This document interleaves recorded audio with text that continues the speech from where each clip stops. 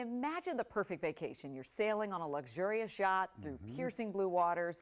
More than 100 travelers expected to do just that off the east coast of Africa. Yeah, this right here is beautiful. But people on this trip tell us the experience they paid for isn't what they got. Here's Larry Miller with the WUSA 9 original, Wading Through Yacht'nik.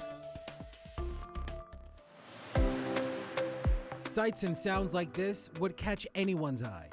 The visual bait was tempting enough to compel more than 100 people to sign up for Yacht'nik's September sailing trip in the Seychelles. Yacht'nik is a company that organizes sailing experiences geared toward Black travelers.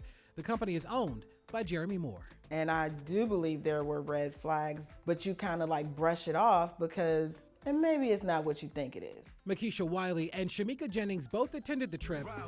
Yacht'nik advertised the trip to include 7 days on the boats with Wi-Fi, professional photography, transfer to and from the airport, a professional skipper, and a food package with a hostess that included 14 meals. Attendees say much of what they were told they were getting is not what they got while in the Seychelles.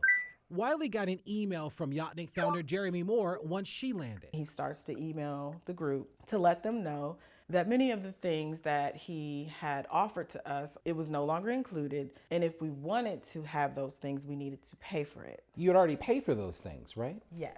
I just looked at my credit card statement and it's easily around $4,000 to $5,000 extra.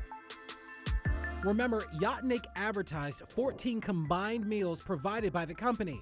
Jennings told us Yacht'nik only provided 2 meals during her week, and the hostess who was supposed to be included also wasn't there. After the trip was over, the outrage intensified. Jennings wrote a lengthy article about her experience, warning others about Yacht'nik and its founder, Jeremy Moore. Some even took to TikTok and Instagram to share their stories. Y'all, this got me for $3,000.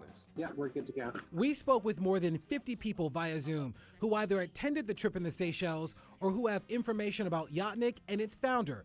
More than half of those on the call attended the recent trip.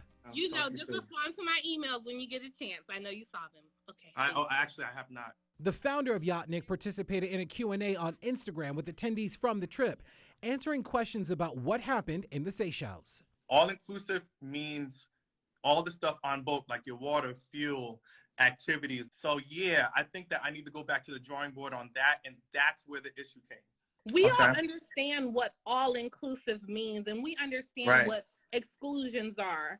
The thing about it is, the enticement of this trip is you get all of this for $3,200. Right. And then the week of the trip, you say, actually, everything you paid for, you now have to come out of pocket and pay for that again. There's certain situations like this where, you know, it's just, you know, it's very unfortunate for you guys, and I am sorry, and I do understand.